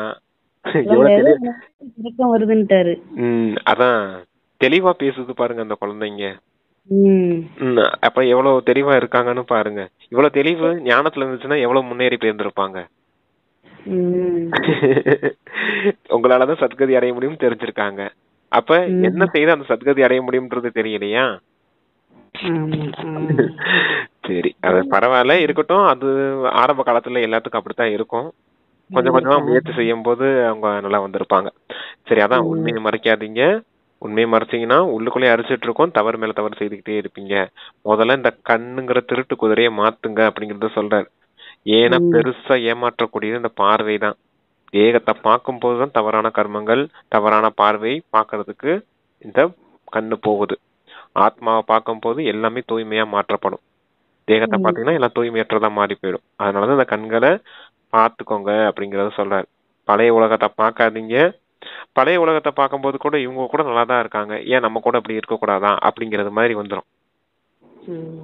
பழைய உலகத்துல எல்லாரும் கணவன் மனைவி எல்லாம் ஜாலியா சந்தோஷமா தானே இருக்காங்க, நம்மளும் அது போல இருந்தா என்ன, நாம மட்டும் ஏன் இப்படி ஒரு வாழ்க்கையை வாழணும் அப்படிங்கிற எண்ணம்லாம் வந்துடும். அதனாலதான் இந்த பழைய உலகத்தையே பார்க்காதீங்க, புது உலகத்தை ஞாபகம் வச்சுக்கோங்க அப்படிங்கிற. புது உலகத்துல எல்லாம் தூய்மையானவர்களா இருப்பாங்க, சுகம் நிறைந்தவர்களா, சந்தோஷம் நிறைந்தவர்களா இருப்பாங்க. அதை நினைவு செய்யுங்க. இந்த பழைய உலகத்தை பார்த்தீங்கன்னா மறுபடியும் மாயை உங்களை விகாரங்களுக்கு வசமாக்கும் அப்படிங்கறத சொல்றாரு. ஏன்னா இது விநாசமாக போகுது, டிராமா முடிஞ்சு போச்சு அப்படிங்கிற ஞானம் இருக்குது இல்லையா உங்களுக்கு, அதை பயன்படுத்தி புது உலகத்து பக்கமா புத்தியை திருப்புங்க அப்படின்னு சொல்றாரு. அப்பா செகண்ட் பாயிண்ட் சொல்றாங்க, எல்லையற்ற தந்தை நம்மை தூய்மையற்ற மோசமான நிலையிலிருந்து அழகாகவும் முட்களிலிருந்து மலராகவும் மாற்றிக் கொண்டிருக்கிறார். இப்போது நமக்கு பாபாவின் கை, அதாவது துணை கிடைத்திருக்கிறது. அவருடைய உதவியின் மூலம் நாம் விஷ வைத்தரணிய நதியை கடந்து விடுவோம். அதான் மோசமான நிலையிலிருந்து நல்ல நிலைமை கழிச்சிட்டு போக வந்திருக்காரு. முற்கடல்ல இருந்து மலரா மாத்த வந்திருக்காரு. விஷக்கடல்ல இருந்து பார்க்கடலை கழிச்சிட்டு போக வந்திருக்காரு அப்படின்னு சொல்றாரு. வரதானம் கொடுக்கறாங்க. அதுல எது சொல்றீங்களா? ரெண்டாவது தாரணையில அவ்வளவுதான் எல்லாம் சொல்லிட்டோம் உங்களுக்கு சார். ஆரம்பம் தோட்டக்காரன், படகோட்டி, பதித்த பாவன தூய்மை பணியாளர். சரி, தோட்டக்காரன், படகோட்டி, பதித்த பாவனன். தோட்டக்காரன் படகோட்டி எல்லாம் ஸ்தூலமான பாடிக்கு, பதித்த பாவனன் ஆத்மாவுக்கு. இல்ல எல்லாமே எல்லாமே ஆத்மாவுக்கு தான். இல்ல அதனுடைய காரியம் அப்படின்னு இருக்கு இல்லையா. தோட்டக்காரன் என்னன்னு சொல்லியிருக்காங்கன்னா பபுல் நாத் அப்படின்னு சொல்லியிருக்காங்க. பொருட்களை எல்லாம் மலரா மாற்றக்கூடியவர் பபுல் நாத் அப்படின்னு சொல்லியிருக்காங்க. படகோட்டி அப்படின்றது என்னன்னு எனக்கு சரியா தெரியல சிஸ்டர். ஆனா படகோட்டிங்கிறது ஒரு சம்பந்தம். சரியா? சங்கமத்துக்கு நம்மள எதுக்கு எடுத்துட்டு போறாங்க? இல்ல அது பக்தி மார்க்கத்துல அதுக்கு என்ன பேருன்னு தெரியல சிஸ்டர்ன்னு சொன்னேன். இப்ப தோட்டக்காரனுக்கு பபுல்நாத்னு சொன்னேன் இல்லையா, அதே போல தூய்மையற்றவர்களை தூய்மையாக்கக்கூடியவர் பதித்த பாவனர். அது தெரிஞ்சிருக்கு இல்லையா. அது போல அந்த படகோட்டிக்கு ஏதோ ஒண்ணு வரும் சிஸ்டர், அது எனக்கு தெரியல, மறந்து போச்சு. சரிங்க சிஸ்டர், நீங்க வரதானே வாசிங்க. பவர்ஃபுல் பிரேக் மூலம் ஒரு நொடியில் எதிர்மறையானதை நேர்மறையானதாக மாற்றம் செய்யக்கூடிய சுய மாற்றம் செய்பவர் ஆகுக. பவர்ஃபுல் பிரேக் மூலம் ஒரு நொடியில் எதிர்மறையானதை நேர்மறையானதாக மாற்றம் செய்யக்கூடிய சுய மாற்றம் செய்பவர் ஆகுக. எப்பொழுது எதிர்மறையான அல்லது வீணான சங்கல்பம் வருகிறதோ அப்பொழுது அதனுடைய போக்கு மிகவும் வேகமானதாக இருக்கும். மிகவும் வேகமான சமயத்தில் பவர்ஃபுல் சக்திசாலியான பிரேக் போட்டு மாற்றம் செய்யக்கூடிய பயிற்சி தேவை. எப்பொழுது மலை மீது ஏறுகின்றார்களோ அப்பொழுது முதலில் பிரேக்கை சோதனை செய்கின்றார்கள். தாங்கள் தங்களுடைய உயர்ந்த ஸ்திதியை உருவாக்குவதற்காக சங்கல்பங்களை நொடியில் நிறுத்துவதற்கான பயிற்சியை அதிகப்படுத்துங்கள். எப்பொழுது தங்களுடைய சங்கல்பம் மற்றும் சமஸ்காரத்தை ஒரு நொடியில் எதிர்மறையானதில் இருந்து நேர்மறையானதாக மாற்றம் செய்வீர்களோ அப்பொழுது சுய மாற்றத்தில் இருந்து விஸ்வ மாற்றத்திற்கான காரியம் நிறைவடையும் என்கிறார். ஒரு நொடியில் இருந்து நேர்மறையானதாக மாற்றம் செய்வீர்களோ அப்பொழுது சுய மாற்றத்திலிருந்து விஸ்வ மாற்றத்திற்கான காரியம் நிறைவடையும். ஓகே. ஆமா ஆமா. என்னன்னா இங்க பவர்ஃபுல் பிரேக் என்னன்னு பாக்கணும் ஃபர்ஸ்ட். அது என்ன பிரேக்? நிறுத்துறது வீணான சங்கல்பங்களை. வீணான சங்கல்பங்கள் நிறுத்துறதுக்கு என்ன பிரேக் வச்சு நிப்பாட்டுறது? என்ன பாயிண்ட் கொடுத்திருக்காரு பிரேக் அப்படின்னு கேக்குறேன். பவர்ஃபுல் பிரேக் எது? சக்திசாலியான சக்தி இல்ல அனைத்து சக்திகளை கொண்டு வரணுமா? அப்படி இல்ல சிஸ்டர். 3 விதமான ஞானம் தான். ஆத்மா, பரமாத்மா, டிராமா.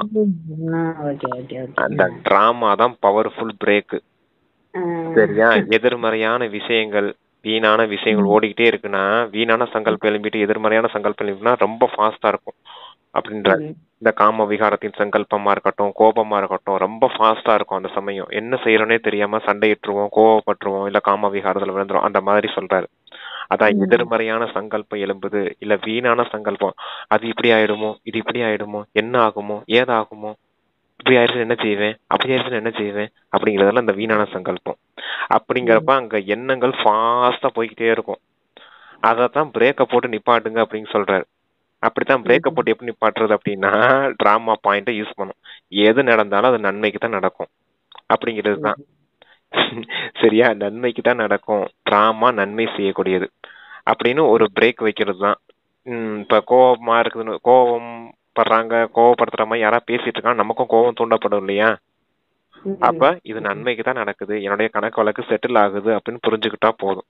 டிராமா படி அந்த ஆத்மாக்குள்ள இந்த நேரம் இப்படித்தான் பேசணும்னு பதிவு இருக்குது, அதுபடி இது பேசிட்டு இருக்குது, அதான் நன்மை நடக்குது டிராமா படி அப்படின்னு புரிஞ்சுக்கிட்டா போதும். அந்த டிராமா நன்மை செய்யக்கூடியது அப்படின்னு அந்த பிரேக் வச்சுட்டீங்க அப்படின்னா அந்த சங்கல்பம் நின்று போயிடும். எதிர்மறையா அந்த ஸ்பீடா எழும்புது இல்லையா சங்கல்பம், அந்த சங்கல்பம் நின்று போயிடும் அப்படின்னு சொல்றாரு.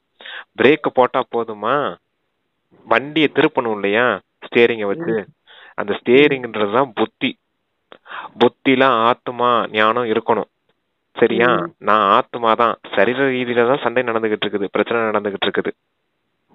சரியா? ஆத்மாவான எனக்கு எந்த பிரச்சனையும் கிடையாது, நான் ஆத்மா நிராகாரமானவன் அப்படிங்கறது அந்த புத்தினால ஸ்டேரிங்க திருப்புறது.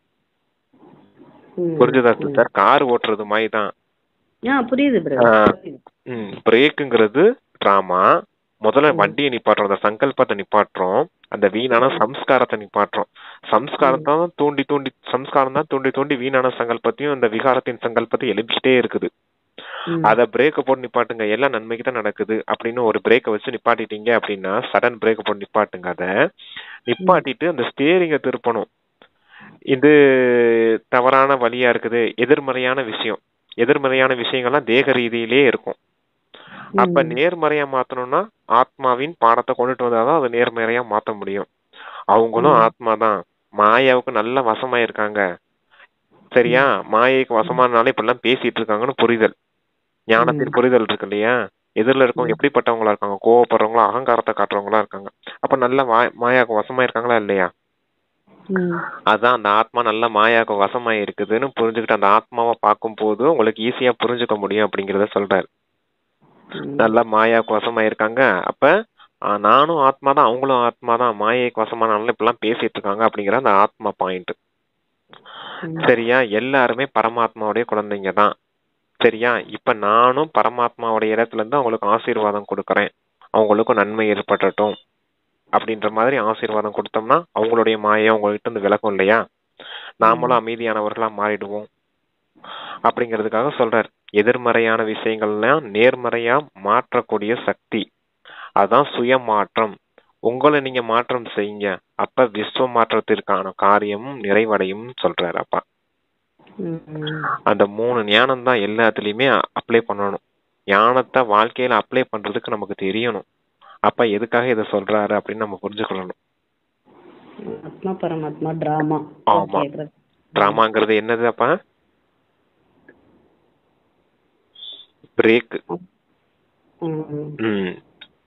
ஆத்மா பரமாத்மாங்கிறது என்ன? புத்திய ஸ்டேரிங் போட்டு திருப்புறது. தேக ரீதியில போச்சுன்னா வீணான சங்கல்பம் ஸ்பீடா போகும். ஆத்மா பரமாத்மான்றது நேர்மறையான சங்கல்பம் எழும்பும், அப்ப வண்டி ஸ்லோவாயிடும். நல்ல விஷயத்துல போகும்போது அங்க மனம் புத்தி நிதானமா இருந்து அமைதியா இருந்து காரியங்களை செய்யும். அதான் எதிர்மறையான விஷயங்கள்லாம் வீணான விஷயங்களை எல்லாம் நேர்மறையான விஷயங்கள் பக்கம் திருப்புங்க. உங்களுடைய சுய மாற்றம் கொண்டுட்டு வாங்க. நீங்க உங்களை தேகம்னு புரிஞ்சிருந்தீங்க இல்லையா? அதுதான் தப்பான மாற்றம், தப்பான விஷயம். உங்களை ஆத்மான்னு எப்ப புரிஞ்சுக்கிறீங்களோ அப்பதான் சுயத்தின் மாற்றம் ஏற்படும். எப்ப இந்த சுய மாற்றம் நடக்குதோ அப்பதான் விஸ்வ மாற்றத்தின் காரியம் நிறைவடையும் அப்படின்னு சொல்றாரு இல்லையா கடைசியில?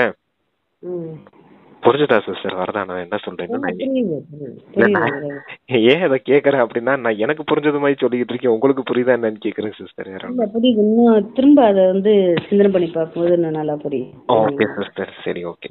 எல்லாரும் நல்லா சிந்தனை பண்ணி பார்க்கணும். அந்த வரதானம் சூப்பர் வரதானம். எதுக்காக அந்த பிரேக் ஸ்டீரிங் எல்லாம் யூஸ் பண்றாரு அப்படின்னு தெரியணும். இதேதான் அன்னைக்கு அங்க சொல்லியிருந்தாரு முரளியில. நெடுஞ்சாலை சாலையில சந்துக்குள்ள வண்டியை திருப்பாதீங்க, நேரா போயிட்டே இருங்க அப்படின்னு சொல்லியிருந்தாரு. ஆமா சரி, அதெல்லாம் எதுக்கு சொல்றாரு? இதெல்லாம் நம்மளை குஷிப்படுத்துறதுக்காக சொல்றாரு. எதுக்கு இந்த விஷயங்கள்லாம் அப்ப அப்படி சொல்றாரு அப்படிங்கிறது. சரிங்க சிஸ்டர். ஸ்லோகன் சொல்றாங்க. தனக்காக மற்றும் அனைத்து ஆத்மாக்களுக்காக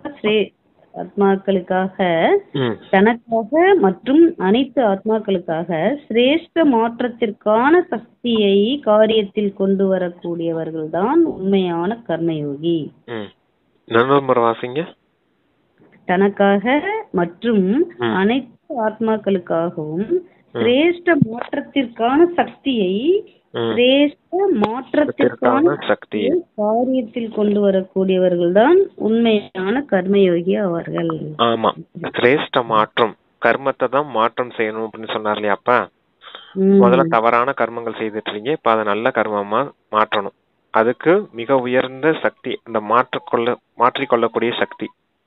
தனக்காகவும் மற்றவர்களுக்காகவும் மாற்றிக்கொள்ளக்கூடிய சக்தியை பயன்படுத்துங்க. சுய மாற்றம் கொண்டுட்டு வாங்கன்னு சொல்லியிருந்தார்ல இப்ப கூட.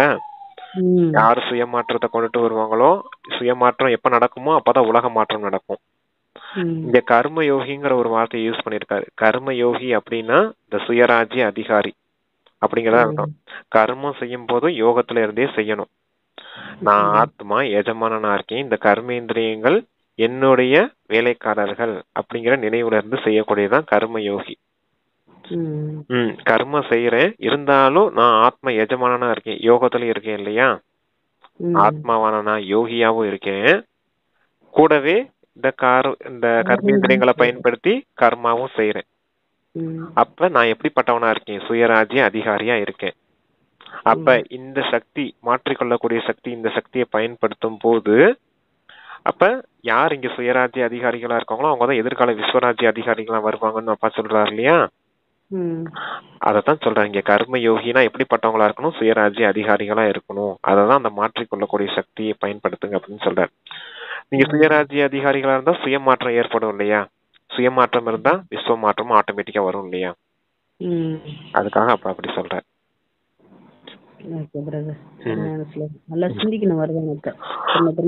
வரதானத்தையும் சிந்திக்கணும், ஸ்லோகனையும் சிந்திக்கணும்.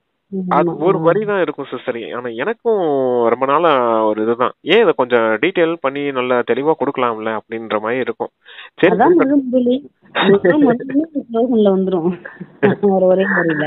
ஆமா அதான். ஆமா, கர்மத்தை பத்தி ஃபர்ஸ்ட் ஆரம்பத்துல சொல்லியிருந்தாரு இல்லையா? அந்த கர்மம் தான் உங்களை மாயைக்கு வசமாக்கி தவறான கர்மத்தை செய்ய வைக்குது. கர்மம் தான் ரொம்ப ஆதாரமா இருக்குது. இந்த சமயத்துல எந்த ஒரு தவறான கர்மமும் செய்யாதீங்க அப்படின்னு சொல்லியிருந்தாரு இல்லையா? கர்மத்துக்கு கவனம் கொடுங்க அப்படின்னு. கர்மத்துக்கு கவனம் கொடுக்கணும் அப்படின்னா என்ன அர்த்தம்? நம்ம சுயராஜ்ய அதிகாரிகளா இருக்கணும். கர்மத்தை ஆத்மாவனா நாம சேவிக்கணும். இந்த கர்மேந்திரங்க அதுங்க இஷ்டப்படி போடக்கூடாது. இப்ப கண்ணு அது இஷ்டப்படி பாக்குது இல்லையா? தேகத்தை பாக்குற பழக்கமா இருக்குது. அப்ப தேகத்தையே பார்த்துட்டு இருக்குது இல்லையா? அப்ப ஆத்மாவை பார்க்கக்கூடிய பயிற்சியை செய்ய வைக்கணும். இந்த கைகள் இந்த வாய் தவறான வார்த்தைகளை பேசிட்டே இருக்குது இல்லையா? நல்ல வார்த்தைகளை எப்படி பேசுறதுன்றத பயிற்சி செய்யணும் இல்லையா? அதான் சுய மாற்றம் கொண்டுட்டு வருது. அப்ப நீங்க சுயராஜ்ய அதிகாரிகளா இருந்தா சுய மாற்றத்தை கொண்டுட்டு வர முடியும்.